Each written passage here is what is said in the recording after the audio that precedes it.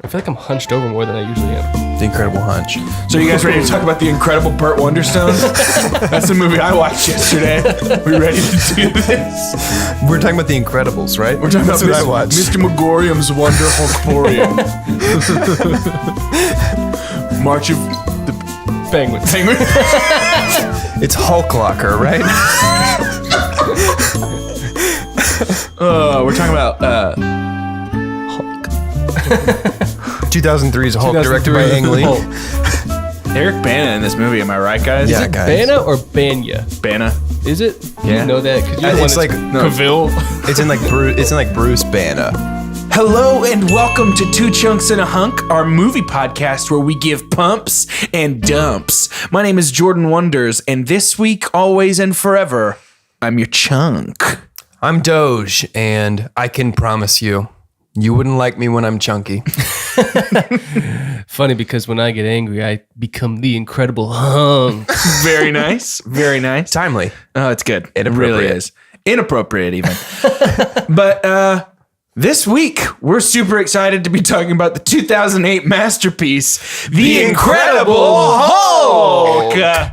So, without further ado, let's kick it on over to Dweez for a synopsis. So The Incredible Hulk begins with a title sequence that actually has the Hulk's origin story playing under it. Yep.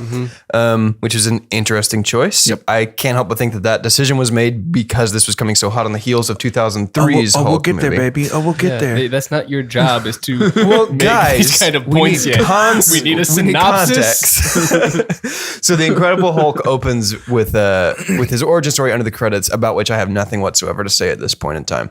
And then we establish a history between Bruce Banner and Dr. Elizabeth Ross and her father, General Thaddeus Thunderbolt. I don't even know that yet. Spoiler. Is that not on the opening Yes, credits? it is. No, It it's is in the not. opening credits. Well, I Yes. think we're supposed to assume that we know. No, you're not. 100% yes. 1000% They have the same last no. name. It doesn't hide it. They never call her Betty Ross. They do. They He say literally there's a name tag that says Dr. Elizabeth There's a Ross. name tag. That's supposed to be something that you find and catch. No. Yes, you're not supposed to know that. That's the Yes, dad until you she are. screams "Dad of the tank." If you can, No. if you he can calls read, her, he calls her when they're in her house. He says, "Does the general know that you have this?" That's because they're shielding the fact that that's her dad. No. And she says, "I haven't talked to the general." You're in 2 lying. years." I promise. Why are you lying? What are you gaining from this by lying to us? You are making the assumption that because you read This is her the- name, that every hey. audience member is going to be like, Ross, what? No, that's not going to this happen. is the synopsis part of the show.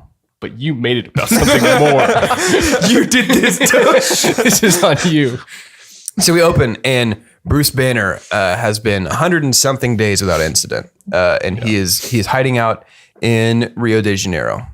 He has been in contact with a guy in the States known only as Mr. Blue. He refers to himself as Mr. Green because that's hilarious. Hey, let me ask this real quick. Am I correct in interpreting that he has been on the run for 5 years? It's been several years. I think they address at one point. I'm pretty sure Ross says like he hid from us for 5 years. He could do it again if he wanted. Like, Yeah. I don't feel like they made a big enough deal about the fact He's been that on the run. Yeah, He's been on the run for a very long I feel time. like he should be significantly raggedier. But anyway, Yeah, I mean, he's basically homeless living in Rio de Janeiro. Yeah, I mean, I think they did a anyway, pretty good job we of are getting bogged down in this synopsis We are literally swamp. 10 minutes in this movie. So he eventually Thunderbolt Ross hires Emil Blonsky, who is born in Russia, raised in Russia, then British Special Forces, and now is in the U.S. Hires Emil Blonsky to essentially lead a task force to track down Bruce Banner. Thunderbolt Ross says that he wants the creature that's in Bruce's blood. He wants to be able to extract that, and the audience is left to assume that he means that he wants to weaponize it. That's what Bruce says. So after a drop of his blood falls 3 stories into a bottle of soda at the plant where he works, his location is tipped off, and so Thunderbolt Ross's task force arrives in Rio de Janeiro, and we get an absolutely fantastic chase scene through Brazil, culminating in the very first Hulk out of the movie. The Hulk is kept in the shadows. We don't really see the Hulk. Yeah, you see his face at the very end, but that's about it. Yeah. And so Bruce, or I guess Hulk, actually soundly defeats the task force. They're no match for the Incredible Hulk. And then we're left to assume that he flees Guatemala as the Hulk because he flees Brazil as the Hulk Guatemala. because he wakes up in Guatemala as Bruce Banner. At this point, he makes it his mission to get back to the States and to retrieve the data on his blood because Mr. Blue, who is helping him work on a cure, needs more information from him, needs more DNA samples so that he can effectively synthesize some sort of treatment for the Hulk. Yeah. Along the way, he is pursued by Thunderbolt Ross's task force led by Emil Blonsky, culminating in a showdown at a college in Virginia where his ex-girlfriend, Betty Ross, who is the daughter of Thunderbolt Ross, which we were apparently not supposed to know. At this point, she's just Betty. She's just Betty. Unless you're very keen on little details like that. They meet up again. Jerks. The history of the character. They meet up again, and it turns out Betty has been keeping the data this whole time on a flash drive. Yeah. And so they In a jewelry box. in a jewelry box. So they With a box of scraps. So they meet up at the college to say their goodbyes. Bruce is going to go up to New York where Mr. Blue is. And as they're hugging, he sees members of the task force I love it. on the college campus. And so he says, Betty, we have to run. We have to get out of here. He swallows the flash drive in what somehow manages to be one of the most gross sequences in a movie about body transformation. Sound? He puts it deep. Dude, he does. yeah. He goes Yeah. all the way I'd back. be like, I don't know what I would do. I just will hold this, I guess. Yeah. Yeah, I'd be like, all right, Hulk, you got one job to do. I'd wait and swallow it as the Hulk, I think. I think he probably has a stronger gag reflex than me. Hulk would chew that thing. It's like a tic-tac. So I'd be like, I'd hide it in the bookshelf. I mean, David Blease would hide it in the bookshelf. unbeknownst to Bruce Banner, Thunderbolt Ross has kept some sort of version of the gamma serum that was used on him. Yeah. It's an attempt to recreate the serum that turned Captain America from Skinny Steve into Beefy Steve. And he has, at Emil Blonsky's request, he has used that on Blonsky to make him A super soldier. a super soldier, essentially. And it appears to work at first. And so in this conflict, Blonsky is like at the pinnacle of, he's like peak human. Yeah. And Which is Captain America. It Captain is, America's yeah. peak human. And so it's demonstrated to the audience in this that even peak human is not strong enough to stop the Hulk. The Hulk wins again, and Blonsky is left beaten, bloodied, and Mangled. presumably like on the edge of death. Yeah.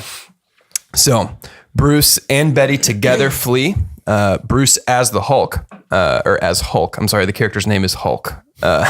Bruce as Hulk flees the scene. And he and Betty take refuge in a cave during a thunderstorm. With a box of scraps. With a box of scraps.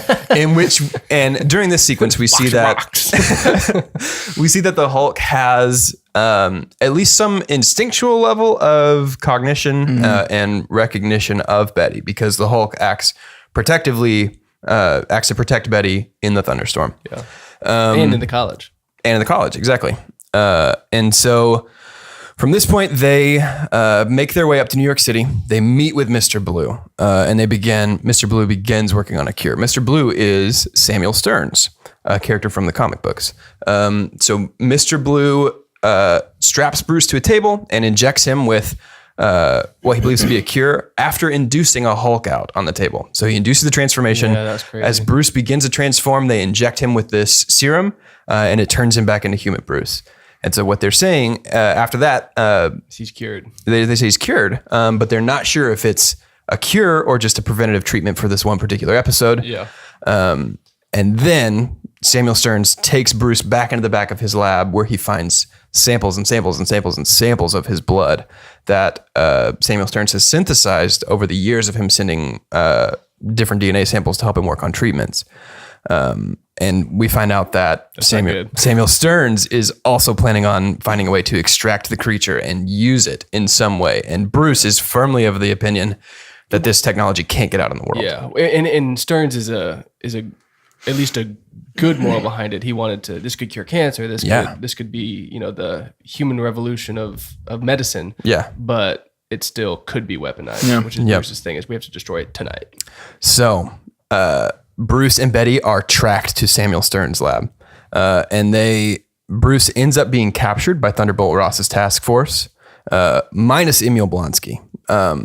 Emil Blonsky recovers from his near-death wounds and tracks down Samuel Stearns and says, I want you to pump me with what Bruce Banner got pumped with. And then Emil Blonsky says, but we don't know. With the serum in your blood combined with his blood, it could be That's Mr. Blue that says an abomination. That. Who did I say said that? Blonsky. Oh, yeah. Samuel Stearns says that. Mr. Blue says that.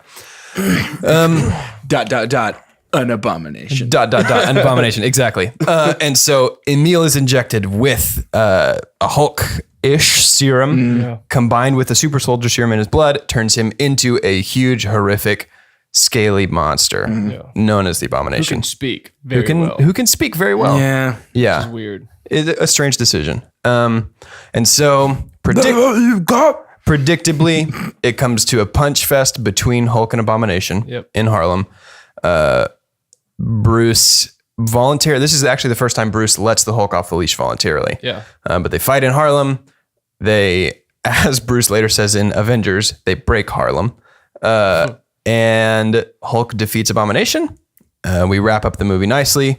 We get an epilogue of Bruce Banner in Vancouver. He is meditating, but initially on first read, we think, he's meditating to learn how to stay calm. As we hear the heart rate monitor that he wears and the soundtrack, number of days without incident begins counting down. We understand that he is learning how to control the Hulk. We close with a flash of green in his eyes.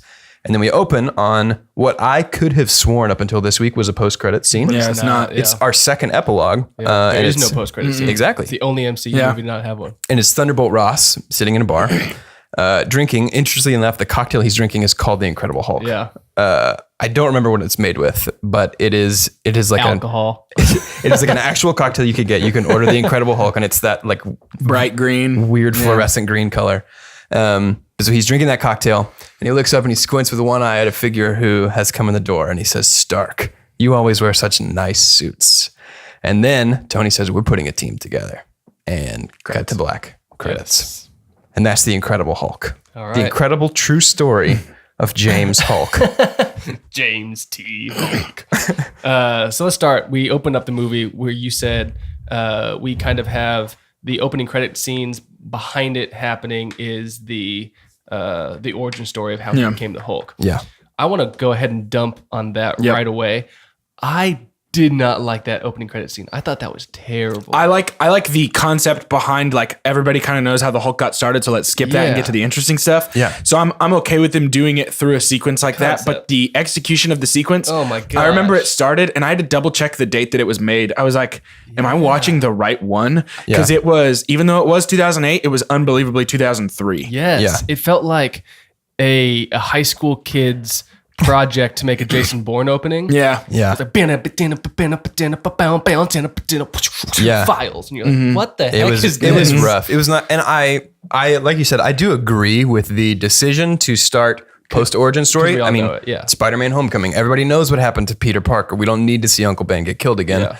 We don't really, I mean, the Hulk has a pretty huge place in culture. Like between the 70s TV show, he's had an animated series in every decade since the character was introduced in the 60s. Yeah. Had the movie in 2003, just 5 years before this. Yeah. We know Hulk's deal, so we don't have to see that. And it's even, like, his origin story is even referenced whenever Thunderbolt Ross explains who the Hulk is to Emil Blonsky. Yeah. So we don't need this. We don't need this added layer of stuff under the opening credits. Well, and forget about the concept of it. The CGI is not terrible in this movie, but in the opening scene where you basically have the perspective of Hulk and the camera and he punches Hulk, Ross. And he punches Ross. It's like a looks awful. hand. Yeah, it looks awful. And there's something about when the main camera is the main character and people are looking at the camera. To me, that's just weird. Yeah. So when Ross was like climbing over Betty and he was looking up the camera like, no. I was like, and so we're not supposed to know he's her dad at that point? I'm telling you, you're lying. Like, no, to me. I think you're wrong. I promise you, it's you're not supposed to know that because it's supposed to be the revelation when she screams dad. No. Yeah. Because she says, General, I know you're in there. And nothing happens. And she goes, yeah, I can see what you're saying. Dad! I love that scene. I'm trying to figure out at this point why you're lying. So anyway. Yeah. So we go from that scene. We go into Brazil where he is working at the soda factory. The bottle factory where they say, you're so smart. You've been helping us for months now. Let me put you on payroll. And he says no, because I have to stay under the radar. Yeah. He didn't say that, but that's why he has to stay under the radar. We're going to take a quick pause here and say, wait, are we going to pretend that girl that works at the bottle factory is not like objectively beautiful? Yeah. Yeah. In what universe does she work at a bottle factory? Yeah. She's like, You're saying beautiful people can't have factory jobs, Doge? I'm saying, in what universe does she work in a Brazil where everyone looks like they do in this movie? And somebody's not immediately like, let me take your picture wearing any of my products and you will help me sell them. yeah. But he works in this bottle factory. And which, while we're talking about that girl, I'm going to do a quick dump on her. Do it. I really, really dislike how she's introduced, meant to be objectified, meant to elicit that response of like, wow, she's really pretty, and then immediately damseled. Yep. Nothing. But then also immediately abandoned. Nothing happens. I think that's a dump that's going to carry us through this movie because I am not a fan of the treatment of the female characters in this movie. Yeah. I do want to pump on the shot that comes back multiple times, which is Days Without Incident. Yeah, that's cool. I think that not only is a cool shot that you see the deep, it adds one more day, but it really brings a string throughout the whole movie that is his goal is not to find purpose in life. It's not to, help people. It's to not have an incident. Yeah. Like that is who he is as a being. Well, so I actually... I'll just go ahead and throw it out right now because my super pump for this movie it's kind of broad, but I have reason for it. My super pump for this movie is actually any time in the movie where Bruce is on his own trying his hardest not to be the Hulk. Yeah. So the whole time he's in Brazil, when he first gets to the college and is like trying to do some recon on his own, that is the most compelling Bruce Banner in this movie to me, is the Bruce Banner who is constantly worried about his heart rate so that he doesn't Hulk out, but also has no help from anybody. Yeah. Like, to me, that is when this movie is at its peak. Yeah. And its most compelling is when Bruce is alone. And as I was watching it, I was like, this is a running movie. And there's something compelling about you got to keep just moving. an on the run movie. Yeah, super fun. And that's what I wanted it Jason to be. Bourne. Yeah, it had a Jason Bourne kind of feel. Yeah. The first Jason Bourne where he just has to keep moving. Yeah. Because you never know who's out to get him. I love that about this movie. I did too, until it wasn't anymore. It's true. The movie kind of lost its way in Act 4. I think this is a 4-act structure. We have the double climax that's typical of Pixar movies, with internal conflict resolution and an external resolution. Yeah. And I think Acts 1 through 3 are pretty good. And I think Act 4, which is from the moment he jumps out of the helicopter and says, let me loose, to the end of the Abomination fight, is easily the weakest part of this movie. I agree. Yeah. Well, we see him in Brazil. We see that he's gone 100-something days without an incident. And something that I will definitely pump on is I love when you see him training with the martial arts instructor. Yeah. And he says, emotions here, control here. Yeah. And as you said, This is the creepiest looking diaphragm abdomen action I've ever seen. I think we all paused the movie and said, what the? I was watching and I was just like, how did his stomach touch his spine? That doesn't make any sense. But I love that they, and really, I think they may have changed. I haven't read a ton of Hulk comics, so I don't know if this is true, but it wasn't just about being angry. It was about his heart rate going up. Yeah. So they really explored But they abandoned that later, though. Well, I don't know, because they talked about, or they the heart rate mentioned. monitor is like a pretty solid through line through the movie. No. I'm talking about later on in the MCU, they abandoned the heart rate. Yeah, they do. They did. Yeah, that's what I mean. And I'll dump on that because there's a lot of things that didn't cross over in this movie. Yeah. But I think that was a cool thing to explore. Is one, he couldn't get too excited, which we saw when he was with Betty. We also saw that he, even when he was running away. Yeah. I love had the to scene stop where in he his runs way. away, stops, and has to go. Oh man, Because Super cool. that is stressful because he has to run away or he'll be caught. But if he's caught and he doesn't slow down, then he's going to turn into the Hulk. Yep. Yeah, I mean, as far as I know, that is how it works in the comics. I'm not super well versed on Hulk in the comics, but No, me neither. something interesting that they've done is they have in this one kind of honestly ignored Hulk's first comic book origin in the main continuity in the 60s when the Hulk was created by Stan Lee and Jack Kirby. Bruce Banner was working on something similar to the Manhattan Project, a bomb that used gamma rays instead of whatever radiation was in the atomic bomb. and he was doing tests on it, and then someone named Rick Jones, who would later become an important part of Hulk's supporting cast. Rick Jones was wandered into the detonation area. Bruce went in to save him, and then somebody pushed the button while he was in there. The person who pushed the button turned out to be a Soviet spy because it was the 1960s. But Bruce was left with gamma poisoning. Yeah. In the Ultimate Universe, Bruce's powers are a result of experimenting to recreate the super soldier serum, which is the version that we get in this. Yeah, for sure. And it's interesting to note as we move forward that the MCU is essentially a live action Ultimate Universe. Yeah. Like it borrows some important things from the main original continuity, but by and large, it's a film version of the rebooted Marvel universe, which I'm a big fan of. Absolutely, because I think that universe has one of the most consistent plot points when it comes to the super soldier serum and like how it affected basically everything. I mean, that's Captain America, that's Spider-Man. It's how Norman Osborn, Green Goblin, gets his powers in the Ultimate Universe. So it's a very good. I think they really benefited from the Ultimate Universe after having 40 years of continuity to sit back and go, okay, how do we make sure these all feel like they're the same story? Yeah, for sure. That's great. And I want to go here because you mentioned it. I'm struggling if I want to make it my super dump, but one of my biggest dumps of this movie, it's not even just this movie, but in The Incredible Hulk, the movie that came out in 2008, I feel like it can't figure out where it fits in the MCU. Oh, it couldn't even at the time. At the time now, but the thing is, I didn't know this.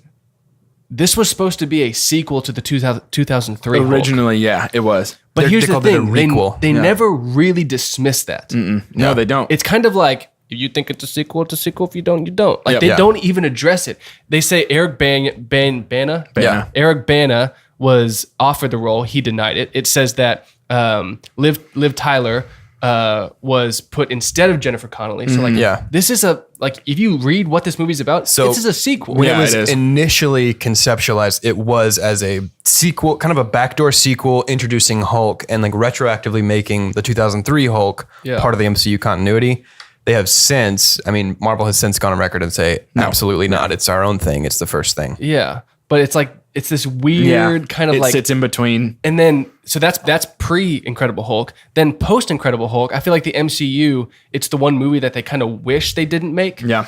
And for years, they didn't address it. Yeah. Like, they replaced Edward Norton with Mark Ruffalo, which at the time I didn't like, but now I love. Yeah. And I think everybody's on board with that. Oh, yeah. But there's no mention of Betty Ross. There's no mention of Sergeant Ross. There's no mention of anything that happened in the Hulk Until movie. Civil War. Until Civil War, Ross shows up, and you're like, wait, so now it is part of the MCU? No, 100%. He has given some weird interviews about his character, saying it's essentially a different character in Civil War. And then he even gave interviews saying like that he read his role in The Incredible Hulk as one of revenge, and he was Captain Ahab looking for his white whale. I saw that. And I was like, I don't read that in the movie. I don't not think at I all. see that in the movie. It's not a vengeance story. No. It's a greed thing where he wants to get the weapon out of Banner's blood. Yeah. Yeah. So there's a lot of inconsistency both in this movie alone, but then in this movie when you try and thread it into the MCU. Well, and especially interesting in the consistency is where this takes place in the chronology of the MCU. Yeah. Because post Avengers, we're essentially operating in real time. If a movie comes out in 2013, it takes place in 2013 in the MCU. Iron Man was released in 2008 and takes place in 2009. The Incredible Hulk actually happens after the events of Iron Man 2. Iron Man 2, in quick succession, we have Iron Man 2, then the events of the Incredible Hulk, then the events of Thor, then the present day parts of Captain America, the First Avenger, which take place about 1 week before the events of the Avengers. So Iron Man happens in either 2008 or 2009. He's the only superhero for about 2.5 years. And then all of these things happen in very quick succession. Yeah. Which is very strange. And which is why we get a Stark at the end of this movie where we get Tony showing up and saying, I work for S.H.I.E.L.D. I'm putting a team together. Is that why we know it's after Iron Man 2? Exactly. Because if you watch these and don't watch Iron Man 2, that makes sense because the viewer can assume, oh, Tony has a relationship with Nick Fury now. Yeah. When we start Iron Man 2, he doesn't have that relationship. So this necessarily must come after the events of Iron Man 2. And it's referred to as, so actually the battle at the college, finding Thor's hammer in the desert and the Monaco battle in Iron Man 2 with Whiplash at the racetrack happened in the same week. Wow. What? It's called, it's dubbed Coulson's Big Week because Agent Coulson is like running all over the place trying to everywhere. track these Interesting. Wow. superhumans. Yeah. Is that in Agents of S.H.I.E.L.D. at all? I don't remember where that comes from. It may come from a one shot, which we're not going to review. Those are little like shorts that accompany these movies on the Blu-ray or DVD versions. Yeah. Well, that was one thing because I had a problem with Tony Stark coming in and saying we're putting a team together. Yeah. Because that made sense after you watch Iron Man 1, which obviously the next movie is Incredible Hulk. But then you watch Iron Man 2 and Avengers and you're like, wait, Tony was like completely booted out of that. Why is he putting? Why is that not Nick Fury? Yeah. So that almost made no sense. Rather than we want to see Robert Downey Jr. in this movie. To me, Yeah. My opinion on that is that they were afraid nobody knew to stay till after the credits, and they were like, "What if they don't recognize Nick Fury from Iron Man?" And so they're like, "Let's just throw actual Iron Man into this." And to be fair, it was like easy to assume that people wouldn't recognize Nick Fury because, and I said this incorrectly on the podcast last week. I said it was 6 weeks after Iron Man. This was 5 weeks after Iron Man. Really? Wow. These two movies premiered like a little over a month apart from each insane. other, which is Weird. bananas scheduling. well, and also when I started Incredible Hulk, really because of that opening, I was like, ooh, this is not gonna be good. I'm sorry. And which is not a good way to come off of No way. of No. Iron Man 1. No way. So we're in Rio de Janeiro, and because of the bottle plant, his blood gets into a bottle. Stanley's cameo. Stanley drinks it and dies. Does he die? I don't know. He has They say he has gamma gamma poisoning. And so they say, "Show me where." Cracks the bottle and it's like, I think that's so funny. That's such a good It is a Stanley good- it is a cameo. good cameo. great. And we didn't talk about his cameo last week as Hugh Hefner. Oh yeah, that's Yeah, great. looking good, Hef. Retroactively, that's a great cameo. Well, and is even more retroactively, as of recent news, very problematic. Yeah. Yeah. Yep. All right. Okay. I do. I do want to talk about real quick that scene in the factory where the blood falls. Yeah. I read that Yes. scene took them A over year. a year That's to render. crazy. Yeah. And let me say, didn't look that great. No, No, worth it did not. No. You could have just showed it, hit the bottle. I'd have been fine. Yeah. The blood looked like it was made out of pudding. It really did. Like tomato paste. It was way too viscous to be blood. And all I needed was drip, splat. Yeah, that's all I Like, needed. Hey, that whole year, you didn't need that. Also, how did he catch the bottle that had that one tiny drop of blood and then miss the one with the giant smear of blood on the streak side? that was, might I add, next to it. yeah, literally right next to it. I'm gonna super pump that scene where the blood falls. I think that's what they were hoping for. Like, man, people are gonna freaking love this scene. Just Yeah. people are gonna be like, oh, dude, the way it moves. Could you imagine working on that for a year, going to the premiere and just looking around at people's reactions, and they're What just do you like, think about that? They're they're just like, like, oh yeah, it's blood. I worked on that for an entire year. I didn't see my son for a year. I missed my wife's birthday because I was making that blood for you. So he doesn't successfully wipe off the blood. They realize that he's in Rio de Janeiro. They assemble the team. We meet Blonsky. What do you guys think about Blonsky? Dump. Here's the thing. Really? Huge. Oh, I loved him. Nope. I loved him. Roth. Nope. I love Tim Roth as well. And it was just the strain. Like, for me, Tim Roth as like a hardcore special forces agent is up there for me with what's his face, Lupin from Harry Potter as Ares. Like, it was Yeah. the whole time I was just like, That guy? Tim Roth is like 5'6", and he's I like like him. mid Yeah. 40s. I buy it. I did buy it. didn't I buy bought it. it as he was the strategic leader and Yeah. the veteran, not necessarily the, and I think that was the good bruiser. because he was Yeah. he even said, if I could I had take my the own things, body, things yeah. I know now and put it in my in body the- 10 years ago. And I'm down with that. And he wasn't distractingly bad by any means, but I don't know. It was just weird. I do love Tim Roth. I think he's great, Yeah. but that was just such a strange casting decision for me. And it makes me question whether I love Tim Roth or whether I love Tim Roth only in Tarantino's movies. Whether you love the characters he plays. Yeah. Well, they come interesting. and they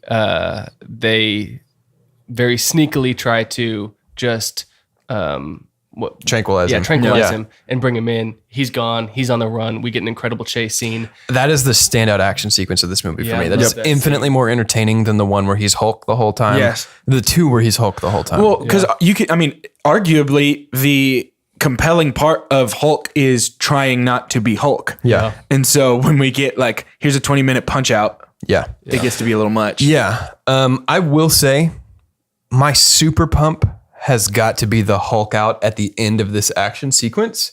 In where he's just where he's terrifying monster in the shadows. Yeah. And we get to see, for a time that we don't really ever get to see this again in the MCU, how scared people are of the Hulk. That's a good point. Yeah. How much of just a How it turns into a horror movie for a second. brutish You're like, monster he is. my Yeah. I'll gosh. pump on that. Yeah, I loved that. I thought Watching that was him so just like good. lumber in the background was pretty scary. Well, I Yeah. love when they shoot the grenade and it blows up and you just see a huge body of shadow Yeah. in the smoke. Yeah. Another small thing that I want to pump on that scene before he turns into the Hulk is he jumps out the window. Blonsky and all the team are looking for him. He comes, makes eye contact with Blonsky, and then just tries to act like he didn't just make eye Yes. contact. That was so real for me. I know. Like when Oh you, my when you- gosh. you go and you look and you're like, oh, he doesn't know that that's me. So let me just slowly just walk, and Blonsky doesn't buy it. Yep. That was a very I did like that. real scene. Ed for Norton me. is so good in this. Yeah. He's so like believably paranoid and kind of jumpy. I think he does a great job with the meekness that is Bruce Banner Yeah, himself. yeah. I think he's, don't get me wrong, when it comes to my Bruce Banners, I prefer Mark Ruffalo all day. But for this movie, Ed Norton really did fine. Ed Norton is the Bruce Banner that this movie needs. When we have him up like playing against the rest of the team and the team dynamic, we need that kind of warmth that Mark Ruffalo brings. But the like kind of steel precision of Edward Norton works really well in this movie. Well, and fun fact, they wanted Mark Ruffalo for this Yeah, movie. Louis The Leterrier. director wanted Yeah. Mark Ruffalo, but the studio wanted Edward Norton, which Yeah. I do understand. Yeah. And like I said before, when they said it's Mark Ruffalo now, I was like, why? Because Edward Norton did such a good job in this movie. I didn't understand it. I'm glad that they saw some things I didn't. But after that scene where he hulks out, he leaves, they lose Banner. I love when Blonsky says, we were after Banner and then something hit what us. was that thing? And I'm gonna go to Banner's. I'm gonna put my foot on his throat, and I'm gonna make him tell me what it is. And I love the scene where Ross says it was Banner. Yeah. And then Ross tells him the origin story. Yeah. Which means we did not need it in the opening credits. Yeah, that's true. But it was cool to see it. I think. I love the where he winks at Betty, and then we had the terrible CGI. No, I where still he dump hulks on all out. of it. I didn't like seeing it at the beginning. But so Ross explains who the Hulk is, and I love the scene where Blonsky says, "Why did he run then? If he created this incredible thing?" Yeah. And the sergeant says, "He's not one of us. Yeah. He's a scientist." Yeah. And you get this just big parallel between Ross and Banner and their different views, which I think drives the whole rest of the story. Or should drive the whole Should rest of drive the story. The rest of the story.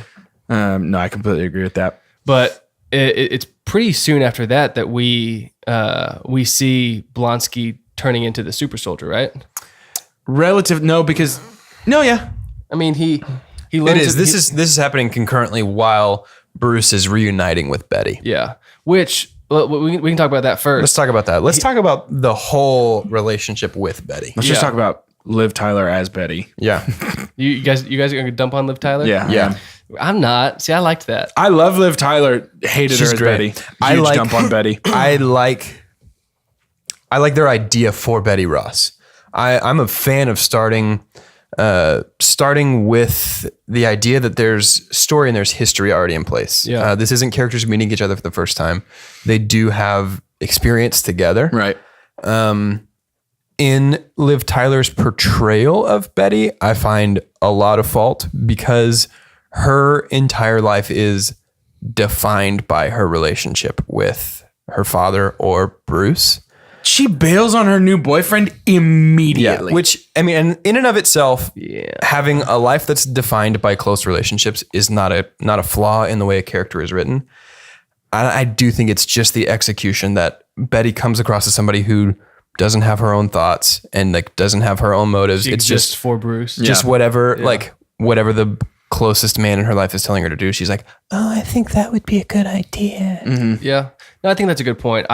There are a few scenes that I really thought that she did a good job in. One where she sees Bruce for a second, then he leaves. Yeah. Yes. And she storms out and she's like, tell me if what I saw is what I saw. Yeah. I love that scene. I love the scene where she screams dad, Yeah. where she's like, General, I know you're in there. At the college. Yeah. And, See, I didn't love that. When See, she I sees what her love dad it. is capable of, I love her line immediately after that. Whenever she watches her dad essentially treat we're to assume that he's like the love of her life because she bailed on Immediately. She bailed on Phil from Modern Family. Immediately. Phil Dunphy. She bailed on the dump. I don't even know that guy's name in the Ty movie. Burrell. No, I know the actor's name. Phil Dunphy. I don't. Modern Family. But like Stu? Is it Stu? I don't even remember his name because he's Yeah. not an important character Yeah. because No, he's he's immediately not. sidelined. Well, and in the trailer, he has a scene with Bruce. Yeah. In the trailer of this movie, which I watched, he says, you can talk to me. You can tell me to shrink. Like people deal with anger all the time. And then Bruce was like, not like this. Yeah. So I think he had some bigger scenes. There was that a they significant cut. amount of content that was left on the cutting room floor, and a lot of it was content that Ed Norton wrote during the shoot. Yeah. Like, so he would be on set doing rewrites to the script, and then he went to the premiere of the movie, and the rumor is that every single thing that he wrote was cut. That's And that, I mean, He probably plays a huge role in why he wasn't. He's even didn't said, continue. like, had they asked me back for Avengers, I would have said no. Really? Yeah. There is reportedly a fair amount of bad blood between Ed Norton and Marvel Studios and Louis Leterrier, the director, and Marvel Studios. He's gone on record saying that they were really interfering with his creative process and trying to make sure that, especially in this early stage, each scene that happened set up the next movie. Yeah. That's why Jon Favreau didn't come back for Iron Man 3. So For that same reason? yeah. Really? So there's, at this point, I think Marvel was still trying to find its footing. Yeah. And it shows in the movie. Yeah. Trying to be very intentional with just the product and making sure it was Yeah. perfect, which it wasn't at No. the beginning. So I want to go ahead and give my super dump. Okay. My super dump is what I think is probably the biggest plot hole in this movie, and one of the big reasons why I think they kind of disregard the Incredible Hulk, which is the U.S. military has a super serum Yeah. that General Ross, on his discretion, can just use. Yeah. Because Blonsky, if you haven't seen the movie, Blonsky, he basically says, we mentioned it. He says, if I could take what I know now and put in the body I had 10 years ago, that'd be someone I wouldn't want to fight. And then Ross says, I think I could arrange. We can make something that like happen. Yeah. Then he talks about in World War II, we had this program where we created, and he says, yeah, super soldier. And he says, yeah, an oversimplification, but yes. Well, it worked. But we find out in Captain America that serum died with the German scientist. Yeah. Right? Erskine. Yeah. So it died with him. Now, General Ross says, I dusted off that old project and I got it working again. I got the best scientists in the world working on that project. They didn't know what they were working on. They thought they were working on gamma radiation. Which is what Bruce was working on it. Yeah. And he was so sure of what he had created that he tested it on himself and something went very wrong or very right. Yeah. Is what he says. And that's all great. I think that's a great way to weave in the super soldier serum, that they basically overshot the mark. And instead of creating a super soldier, they created a super monster. Yeah. But maybe that is good. Maybe we can use that as what Ross is thinking. But then he says, so for round 2, when Blonsky is going to fight Hulk, let me give you a little super serum boost. And he just takes from this little freezer. And I tried to look at the tag. Nothing made sense to me. Maybe it did for The you. doctor's name from It says Captain Erskine America is on on it. there actually, which that- is cool. Yeah. Okay, so Dr. Erskine. Okay, so again, this doesn't make sense to me. It doesn't. So I think what we're supposed to assume is that there was some sort of final missing piece. Think BB-8's missing piece of the map to Luke Skywalker. Okay. They have 90% of Erskine's work, and the last 10% he only knew about. And so the last 10% died with him. But it does seem strange to me that I agree with you. That it's very weird that Thunderbolt Ross is able to just Do it. just do it whenever he wants. I think you can also make the argument that it's not anywhere near the same as what they used on Cap, because Cap got huge and It's true. Blonsky didn't change physically. But- That's what I'm saying. The last 10% is something only true. that, and it was, I mean, I don't know if this is textual. I honestly don't remember if this is in Captain America or if this is just something I know about Captain America, but it was the combination of the serum plus that hyperbaric chamber that he was in, blasting him with Vita rays that was able to create the reaction and they that didn't made do him. that later. Yeah. Yeah. But my thing is Captain America's abilities are the absolute peak of human conditions, human abilities. So he's the strongest person in the world, Fastest, all those things. And that's basically what Blonsky became. He became the fastest, strongest. So it pretty much is Captain America's serum. And if this is Except true, there were side effects for Blonsky. what were the side effects? Well, he grew that spine thing before the second dose. That was before. Was it before the second dose? Mr. Blue gave him the Hulk juice. So they were saying we have a serum, but it's wank. It doesn't quite work. So my question is, in Avengers, when the Battle of New York comes, couldn't they just say like, man, we need some super soldiers, like let's juice them up? The only explanation I can possibly think of, and I also don't like this, so whatever, but the only explanation I can possibly think of is when Iron Man approaches and says, we want you to team up with S.H.I.E.L.D., that S.H.I.E.L.D. was like, and we'll take all of that. Thank you. Yeah. That's my only thought, is that they're just like, you can't have this anymore. You're not trustworthy. A little strange to me that S.H.I.E.L.D., at least from this movie, we get the impression did not take that research after the Captain America project. Yeah. Maybe that's something that happens in Agent Carter, the TV show about Peggy. But if it's not presented in the movies, we're gonna watch that next. No, we're not. If it's not presented in the movies, I think we can go ahead and, just for the purposes of this podcast, regard it as non-canonical information. Yeah, which is crazy, which I don't like. Yeah, I agree. That's my super. I agree. I'll dump on that too. So we go from there, which basically leads up to the second battle, which is at the college. Right. Both Bruce and Betty reconnect. And he says, I gotta take this to Mr. Blue. So I'm gonna go. And she just says, at least let me walk you to the train. They walk to the train. No, they don't. They just stand in the middle of a big open park. It's true. I don't understand that. Yeah, I don't understand. She was like, let me walk you to no, it's a bus. She's like, let me walk you to the bus station. He's like, okay. And then they just stand in this huge open park where he knows people are looking for him and where he knows they know Betty works. Yep. Yeah. And so it's just like, okay, it's a soldier. Oh, no, that's just how it goes down. It's true. The logic behind walking into a giant campus, you're right on. Agreed. But I do love the scene where he looks at her and then looks and sees a soldier and he's like, Betty, you need to get as far away from me as you possibly can. Don't argue, just go. I was like, oh shoot, let's go. Because I'm about to do something real gross and eat a flash drive. Yeah, he wasn't talking about the Hulk. He was like, you gotta get away from me. But anyway, I love that scene. So let's talk about that. Let's dissect that scene for a second. So he goes into the library. We talked about it 12 times already. He swallows the flash drive. He doesn't swallow it so much as plunges it down his own throat. He just puts it inside his esophagus. Just rests there for a little bit. And then goes on basically the sky deck of the college that connects two buildings. A glass hallway. They close both sides of the doors. He says, put 2 canisters in there. They put canisters in. Fog begins to show. Betty runs towards him, which I don't know why he got so angry. Because I thought they should have punched Betty. Yeah. But she's running. They tackle her. She elbows. But they kind of are trying to protect her. They're not. I think it's a heart rate thing though. Are you talking about why he hulks out? He hulks out because he sees Betty and I think she gets tackled. She doesn't really get tackled. Yeah, she does. I don't think she gets tackled. She gets full on tackled. Well, and I think he doesn't even have to see her. He knows what could happen to her. And he's also got guys with guns coming in glass doors at him from both sides.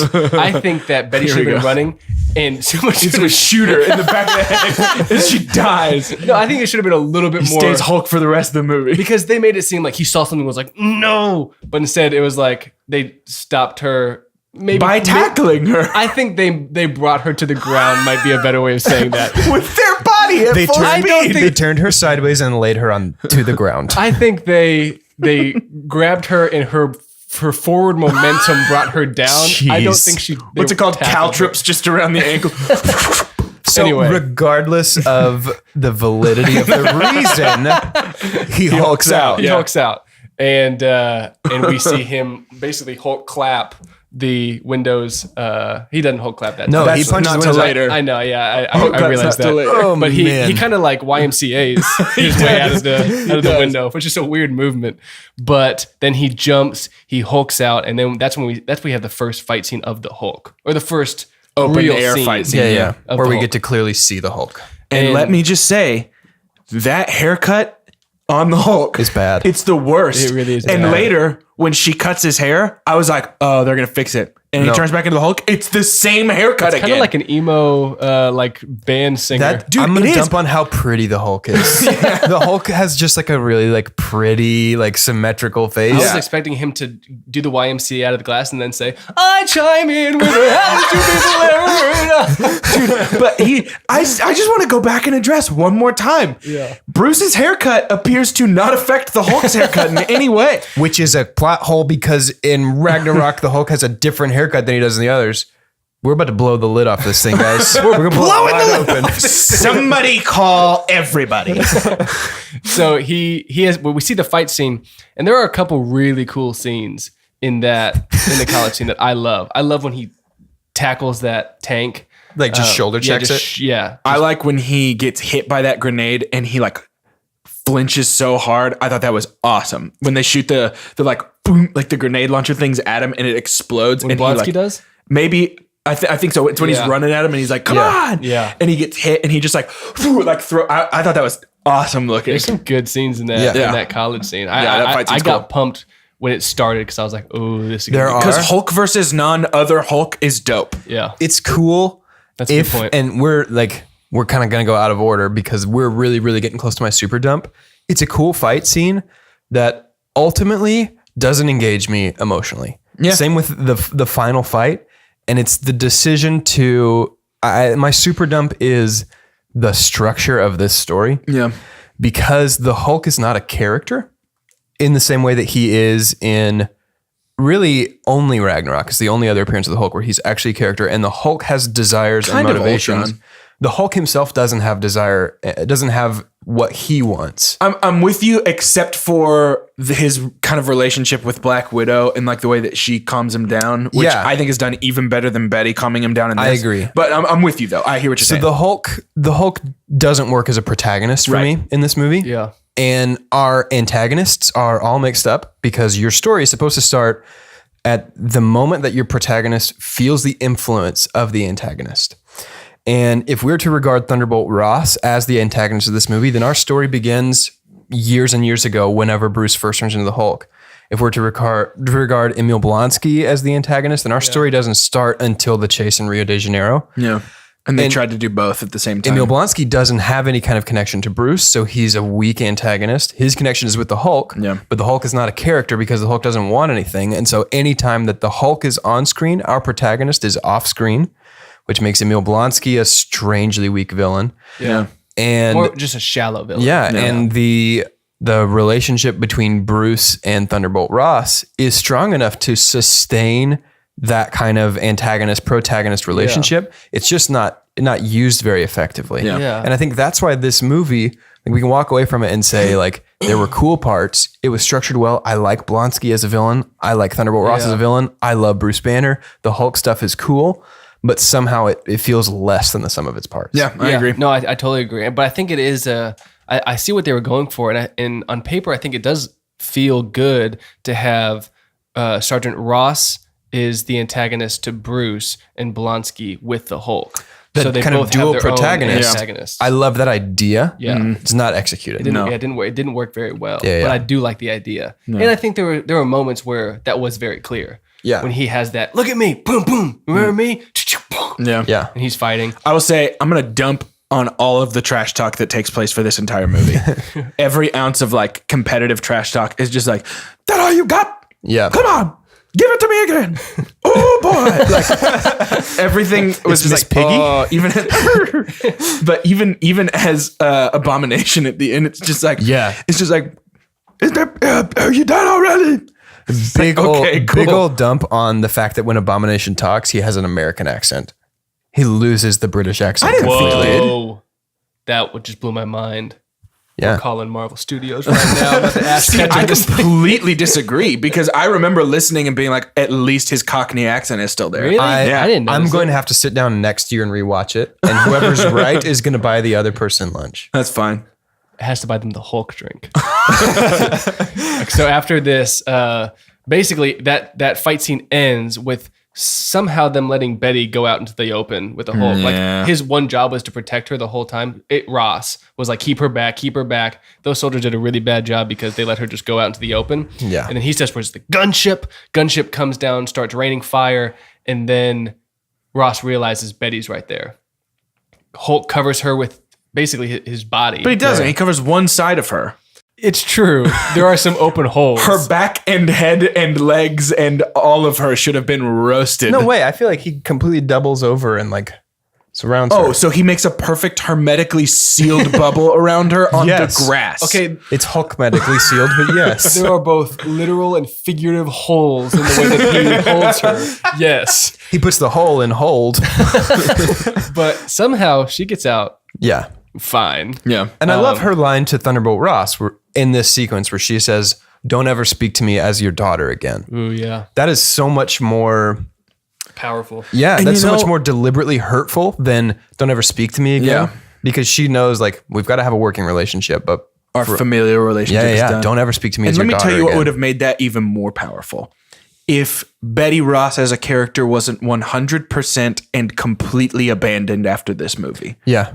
With no, as far as I'm aware, never addressed again. No. And she's they don't even bring her up. And they build her as a crucial development in his story and then abandon it. I mean, she is. Like, in the comic books, like, Yes. Hulk without Betty Ross is Superman without Lois Lane. Yeah. It's Spider-Man without Mary Jane. Yeah. And I'm, don't get me wrong, I'm very much on board with Black Widow being the one that is able to calm down Hulk. I think that's awesome.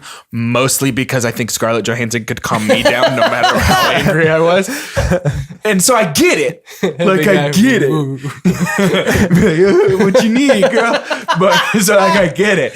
But at the same time, it's like that's kind of Betty's role. I don't know. Super Yeah. weird. No, I get it. But Yeah. again, that goes back to my super dump, which is they kind of abandoned They this and abandoned then this like movie. brought back parts and they're Yeah. like, nah, it's still Yeah. part of the MCU. Yeah. But we can honestly sprint through the remainder of this movie because all of the meat of this movie is pretty much done at this point. Yeah. They go to see Mr. Blue.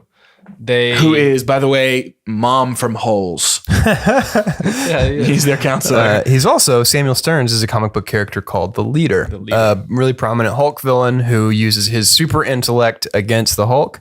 And that's the sequel hook that we get when the Hulk's, His brain. when the Yeah. Hulk's Right. blood He's drips on his smiling. open wound. Yeah, so that's a sequel hook. And then we get the other sequel hook of Bruce's eyes turning green. So again, it is horrible that they just abandoned this because they clearly... I'm fine with it. I mean, I think had it performed better, we would have Incredible Hulk 2, Incredible I Hulk agree. 3. Yeah. The Incredible Hulk meets the Flintstones, like a whole bunch of like team up movies. Viva Rock Vegas. Well, and I think, both with the MCU and with this movie, there were certain things that they wanted to do to bring in like someone like Ross. Yeah. They had plans to bring Abomination into Age of Ultron. Yeah, Yeah, I he was read gonna be a that. secondary villain. Which is Why? well, again, it's like, okay, that might have been cool. I don't know where you would fit it. But the other question is like, wait, is this part of the MCU? Yeah. Like they No. don't really address it. I think it would be strange to see Mark Ruffalo's Hulk fighting Emil Blonsky's Abomination. Yeah. I think there'd be a lot of weird things that would happen if they brought that back. But again, I think Ross, I like that actor as Ross. William Hurt, And I like yeah. him coming back. And he makes a great character in Civil War. Yeah, he does. Yeah. But it raises more questions than it answers. Yeah, I agree. Yeah. I think they should either decide to nix this movie and say this didn't happen. Hulk's first appearance was Avengers, or, which is too late now, Yeah. bring it back. Like that was really weird for me. Yeah, I'm is strange. 100% fine with them completely abandoning any follow up to that movie. Well, and I think, I mean, you have the box office performance to thank. Like it barely doubled its budget. Yeah. And that reported budget doesn't take marketing into account. So it really probably only broke even. And Universal owns the distribution rights to a Hulk solo movie. Yeah. And so this is why this is the only phase one movie, which was before the Disney merger, phase one movie that is not distributed by Paramount Pictures. Yeah. And I think that's the reason we haven't gotten any other Hulk solo movies, even with Mark Ruffalo's Hulk, is because as long as it's a Hulk solo movie, Universal distributes it and Universal gets a cut of the money. Yeah. yeah. Well, and for me at least, Hulk works better as part of a team. He does. He does. I'm interested in Bruce Banner solo, especially as Mark Ruffalo, but I'm not interested in the Hulk just doing his thing without anybody else. I think Ragnarok is the absolutely the right way to continue using I the agree. Hulk. Yeah. And I like what they did for both Avengers and little scenes from Age of Ultron, which is the climax is dependent on Bruce Banner and Hulk. Yeah, he's a force of nature. Yeah. And He's like Godzilla. Yeah. He Yeah. sets things in motion. but I don't as him as a main character is hard to do. It's hard to do more than once. Especially. I mean, we'll get there, but I mean, in Avengers, they have an army, we have a Hulk. That's one of the coolest lines. Yeah. And I remember watching it and being like, oh. Yeah. So let's fast forward. So you basically explained in the synopsis. Blonsky comes in. The synopsis. The what? The synopsis. I don't know what that is. The synopsis. Oh yeah, no, he did talk about that. Right, yeah. In the synopsis, he talked about Blonsky coming in and telling Mr. Blue, "I want what Bruce has." Yeah. Which again, that makes sense to me if he didn't already have a super soldier serum. Yeah. But I think what he said is like the super soldier thing is not good enough. I want more. No, Hulk's it's true. But I think they could have abandoned the fact that there is any super soldier serum, and he says, "I just want what Banner has." That makes sense to me that he becomes Abomination just on what Banner has. And I think, we talked about 3 beats last week with Iron Man. Blonsky's fights with the Hulk are 3 beats. Like, we established that the Hulk is stronger than a human in the first fight. Yeah. We reinforced that the Hulk is stronger than a human in the second instance because he's peak human and Hulk is still stronger. Yeah. So we subvert expectation in the end by saying Hulk is stronger than another Hulk, essentially. Interesting. So it's a very, I Another actually, bigger Hulk. I actually really like that. But he actually almost structure isn't. He actually almost just outthinks Abomination at the end. Abomination is more intelligent, clearly, because he can speak, and he's bigger and stronger. I think you're right. I think he just I think then he just maybe has what more we're subverting passion. in the end is that it's not Hulk's physical strength, but it's something intrinsic about the Banner inside of Yeah, it's Hulk. Bruce inside of the Hulk. Sure. I do want to address just while we're kind of blazing through this when they're with Mr. Blue in his lab. I think it's absolutely absurd that his secret lab has enormous windows into it. And old like computer tech from like the late 80s. But it's like come to my lab that's through a secret passageway in my apartment. By the way, enormous bay windows leading out into the city. I think it's dumb that upon seeing those windows and knowing that he's on the run, Bruce decided to stand in front of those windows. That doesn't make any sense Hulk to me. out in the middle of this apartment. Yeah. I'd be totally cool with that. It just doesn't make any sense to me. Yeah. I, again, just kind of coming back to Liv Tyler's entire performance in Mr. Blue's house. And I love Liv Tyler. That's what I don't understand. But What else have you loved her in besides Lord of the Rings? that's pretty much it. I love everything. Well, I mean, Armageddon? She was fine in Armageddon. She's fine in Armageddon. yeah. I love her as Steven Tyler's daughter. Yeah, that's cool. Awen. But Arwen, it's fine. I pronounce the way that she likes it. Oh, you mean like the way the other character named Eowyn pronounces it? Yeah. You But, got that one. But yeah, that whole apartment's pretty much from hotel room on. The movie was a wash for me. I really liked that they basically cured Bruce, but he didn't know if it was officially cured or not, which led to a cool climax for me of saying when he says, "I'm the only one that can stop him. I gotta go down there," and then she says, "You don't even know if it's still in you." I think that was a cool oh shoot, I guess this might not work out well. Yeah. Even though a moviegoer knows he's gonna Hulk out. Well, but and it was for in the me, previews. knowing what their knowledge is that he might not be the Hulk anymore, trying to become the Hulk by diving headfirst out of a plane seems a little risky. But it was the only option. Was it? Yes, because you can't beat the Hulk or the Abomination with anything. Yeah. But you could just land the plane elsewhere And try and and make let him him angry. get out. God. But I think, at that he point, needed his heart rate out. at that point, he hulks out right goes next for to a people. jog. He's got to get his heart rate up. Yell at me! She's like, I gotta do 400 jumping jacks. Go! My feelings. There's just a roast session in the helicopter. Like, you're so stupid. General Ross like, you got weird nipples. Yeah. So then we get the final fight of this movie. Well, let me where- tell you. So in the helicopter. Okay. Real quick, All right. 'cause Okay, it's David's turn. Have I given my super pump? I No. don't think I have. You're gonna hate me for this. Because we're here in this movie, and so I'm gonna throw out my super pump because I love the line and really what it signifies where he says, "I need to go down there." They say, "No, you can't. You don't even know if it's still in you." And she says, "You think you can control it?" He says, "Not control it. Maybe just aim it." Yeah. Yeah. That's pretty cool. I love That's that really cool. because it brings a whole new level of why he can control it later and Hulk out is no, I'm not saying I can control the actions of the Hulk, but I can focus it on one thing. Yeah. And that'll work. I love that. Yeah, it's interesting. It doesn't quite resonate with comic book Hulk because comic book Hulk is a lot more Dr. Jekyll and Mr. Hyde of like two separate personalities. And Hulk has desires and motivations, and Bruce Banner has desires and motivations. Hulk in this is treated like a Godzilla is. Yeah. Like you said, he's a force of nature. He's something to be aimed. Yeah. And Hulk is really treated like that up until Ragnarok. Yeah. When we Yeah. see Hulk speaking and interacting as a character. Yeah, for sure. But that is a really cool line. Yeah. So from there, they. I was really worried you were going to say that your super pump was when he used two halves of a car as boxing gloves. Ooh, No. also. Yeah, it's rough. Yeah, the whole fight scene in the basically a one-way street where they just line up Abominations, really just kind of toying around with his powers that he's found. He just wants to destroy things, apparently. He has no real goal other than just wanting power. Yeah. Is that Yeah. what we're supposed to Yeah, assume? pretty much. Yeah. Well, I think he basically just wants to beat Hulk. Well, and that's the question is if he just wants to beat Hulk, then he's Hulk's antagonist. Yeah. If Hulk is his primary obstacle. If what he wants is, it's whatever comes after. I wish I had the body I had 10 years ago with the knowledge I have now. Yeah. Whatever line comes after. If he says, so I can beat the Hulk, then he's a good antagonist for the Hulk. But if he says, so I can be unstoppable, then the Hulk is just an incident that's in his And way. he's just a two-dimensional villain at that Yeah. point. But I believe he does say in that line, like, bring me the Hulk. Yeah. Like, send Yeah. him to me. There's I so think- much that's left just up to audience interpretation. Yeah. So Hulk comes down.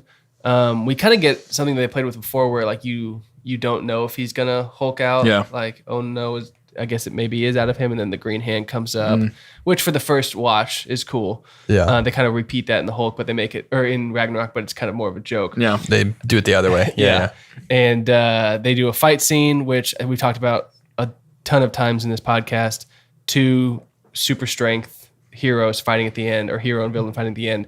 Not super fun to watch after a couple minutes. Yeah. It can get really repetitive. It's an interesting thing about our podcast is that we consistently say that fight scenes are the most boring part of the superhero movie. But well done fight scenes are not. fight scenes that have an emotional reason Yeah. Yeah. and a Or- narrative reason for being as long or involved as they But do. I can even get, I mean, yes, that always is going to make me actually compelled to care who wins the fight beyond just like, I like this character more than this character. But I can even let some of that go if the fight scene is dope. Like a lot of the fighting in Civil War is so cool. Yes. Guys, you know- I can't wait till we get to Civil War. I know, I'm very it's excited. such a It's my gold favorite standard one. for me. But like there is a way to do a fight scene that is in the same way that there's a way to do a car chase that is not boring. There's a way to do a fight scene that's not boring. Yeah. And punch trading is boring. And when it's two hard hitters head to head like that, that's all it's going to be is punch trading and like nothing. There's no room for like cool things. It doesn't quite manage that same subversion of the trope that Iron Man does, where it starts as punch trading and then just turns into Iron Man getting the crap beat out of him by Yeah, Ironmonger. exactly. This really is just like, okay, it's Abomination's turn to punch Hulk. Now it's Yeah. Hulk's turn to punch Abomination. Now, I will tell you, and I'm going to super dump on this moment right here, kind of up at the end. And it's not necessarily this exact moment, but just more what it represents, which is Betty Ross getting out and telling him to stop strangling out Abomination. Because I remember the first time watching this ever being like, he's going to kill him. Yeah. And like not being excited for like, yeah, death, but like thinking like, okay, interesting. Like he's going to have a reason to go back on the run.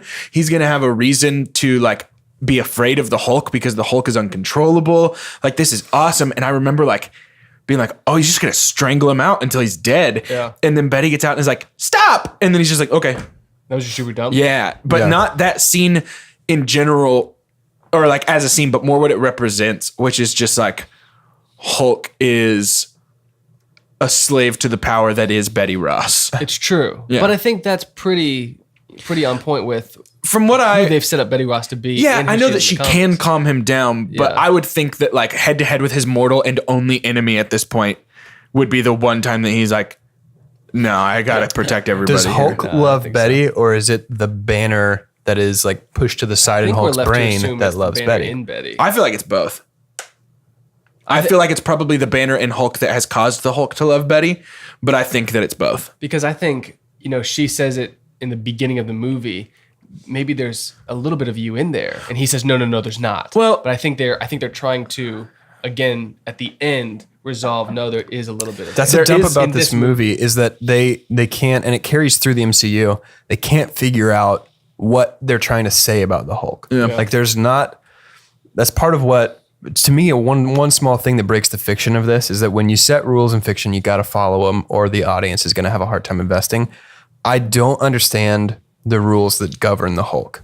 You know what I mean? Like there doesn't seem to be a consistent interpretation or consistent explanation for this is the Hulk. This is what happens when he hulks. This is why he hulks. This is how he hulks. You know what I mean? It just kind of is different from movie to movie. Yeah. But I feel like that what we're kind of ignoring here is the line kind of near the end where the Hulk turns around and looks at Betty and goes, "What's up, girl?" And it's voiced by Lou Ferrigno, right? Yeah, and I think that really shows that the Hulk does love Betty. Well, from there, we just have our double epilogues, right? Well, and I think a question that comes into place is Abomination's still alive Yeah. somewhere. So he is in the MCU. He's supposedly locked away in the raft, the supervillain, the prison in the middle of the ocean. Got it. Gosh, I hope we do something with that at some Where point. Team 'cause that's Cap too is cool. locked up at the end of Civil War. Yeah. So why didn't Abomination have a little bit of a Easter egg? Or did he? No, he did not. Supposedly he's like locked up in the raft or in a different Shield supervillain prison. I'd be cool with, honestly, now that we've gone through it, I'm cool with him coming back. Abomination. I would be cool with him being in the background of something, like if they have to go to the raft for some reason and we see him just like sitting sad in a I cell. think he was in, if I remember correctly from Agents of S.H.I.E.L.D., there was like some sort of supervillain prison. Maybe it was in the Triskelion, the building that the helicarriers fall on in Winter Soldier, the S.H.I.E.L.D. HQ. There was some sort of supervillain prison that was destroyed, and then they were like, the villains got out, we got to get them. And maybe Abomination was one of those. Or maybe he just got squashed by the helicarrier as it fell. So, I mean, canonically, he's in some sort of super prison in the MCU. And the question is always, can Hulk die? And the answer is usually no. So that means Abomination can't die. Yeah. If we're drawing that conclusion. So he's still in the MCU. Yeah. We did establish that this is still kind of a sequel to the 2003 Hulk. But also it was at the time, but mostly not, a but sequel. kind of. Yeah. So we can refer to the MCU as the house that Eric Bana built. Yeah, that's true. It's the Hulk, Thanks, Eric. universe. Yep. Yeah. Thanks, Eric. Thanks, Eric. But after that, we close with the two epilogues, the two closings for the characters. You have Tony. you have Banner. Is that first? Yeah. Yeah, it is. If Learning Banner- to control the Hulk, which is interesting because the next time we see this character, he can't control the Hulk. And he's also Mark Ruffalo. And he's also Mark Ruffalo. He's also a I'm different just going to go human. ahead and real quick just dump on the look on his face at the very end. The smile. It makes me Yeah. so uncomfortable. Yeah. I hated it because it made it look like Hulk's a villain now. Like, it was so weird. It's interesting kinda that you did. say that because at this time they were kicking around the idea of Hulk being the villain of the Avengers. Were they really? Yeah. Interesting. So it was set up to either place him as the villain of the Avengers I or can see them doing that. or insinuate that he can control. Like the Avengers are called in because they're like, we have this rampaging monster that we can't stop. Yeah. We're S.H.I.E.L.D. and we have all this tech and we can't stop him. We need you guys to stop the Hulk. well, and again, Interesting. It's that Batman versus Superman thing of like, they have to fight and then they'll be friends. yeah. yeah. I'm glad they didn't do that. Me too. I'm very glad they didn't do that. But again, that goes to, okay, is the Hulk Dr. Jekyll, Mr. Hyde, or is he not? And that's the they thing. It didn't answer depends. that question. It depends on the movie in the MCU.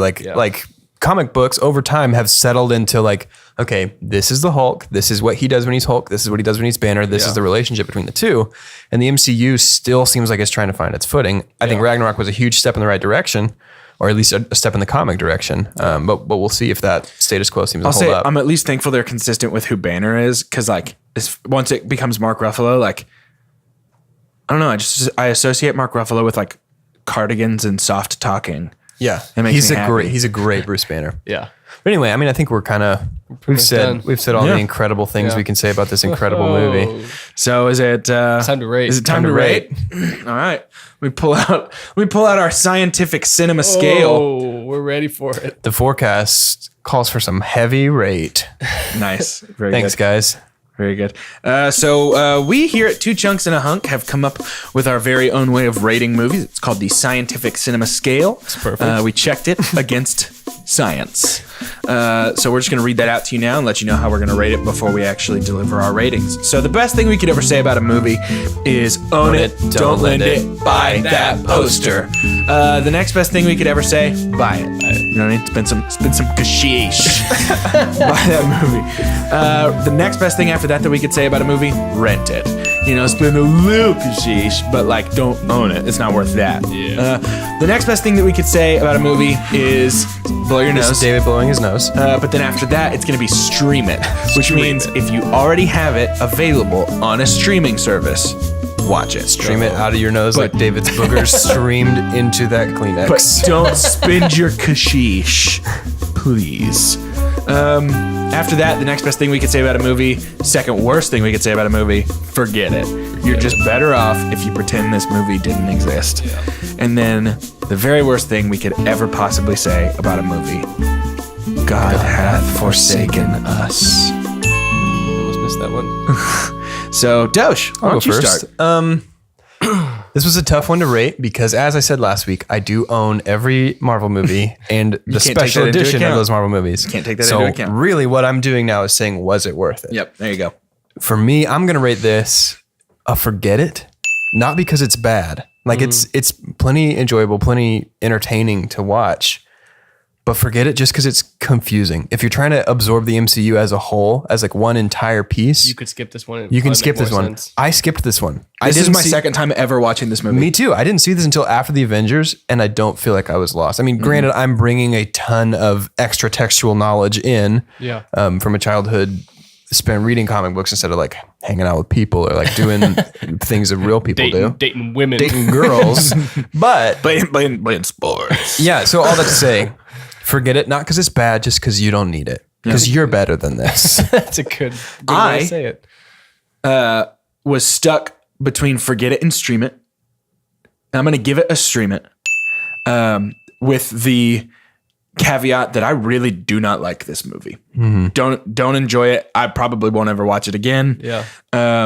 Again, there are a couple things that I like about it, Yeah. but as a movie, I am not a fan. And so I'm going to say stream it only because it is part of the MCU.